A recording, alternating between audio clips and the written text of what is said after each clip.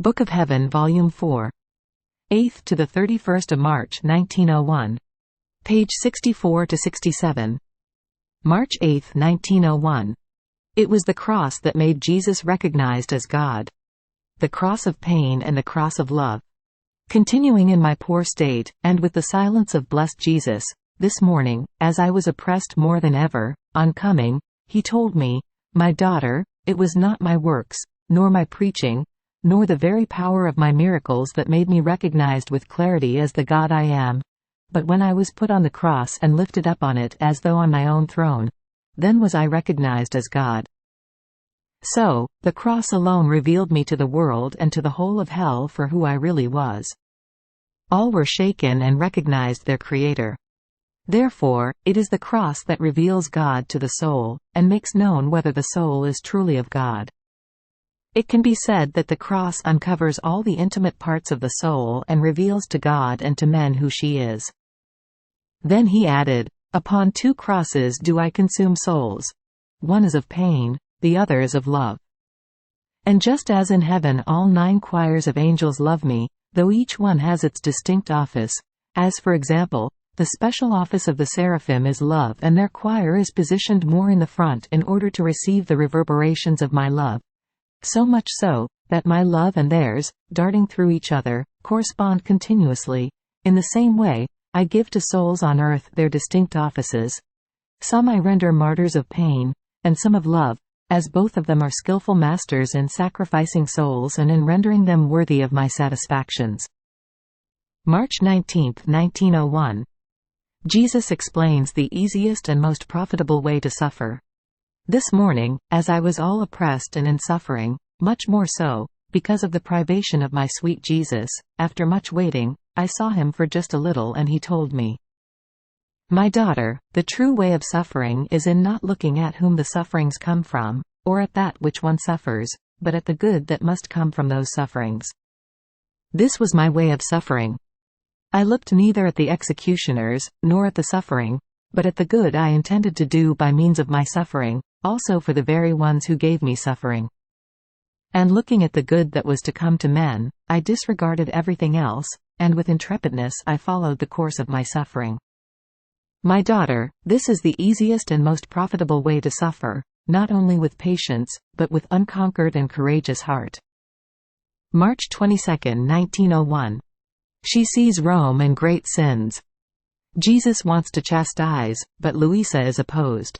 As I continued in my usual state of privation, and therefore of unspeakable bitternesses, this morning, my adorable Jesus came and transported me outside of myself. It seemed to me that it was Rome. How many spectacles one could see from all classes of people! Even in the Vatican one could see things that were repugnant. What to say, then, about the enemies of the Church?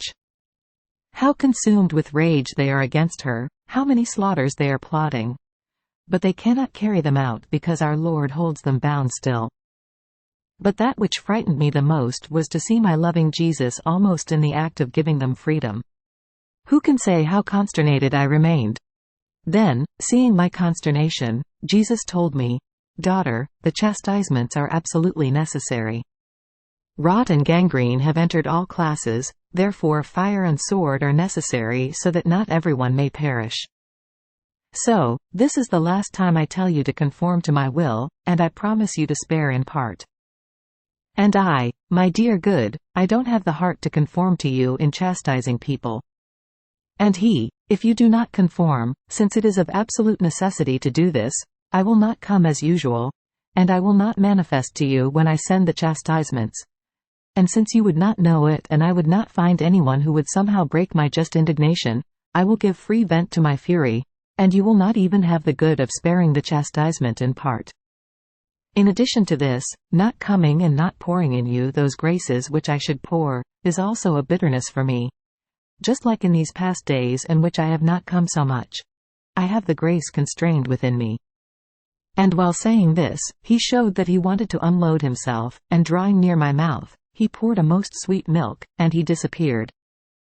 March 30, 1901. Jesus speaks about the divine will and about perseverance.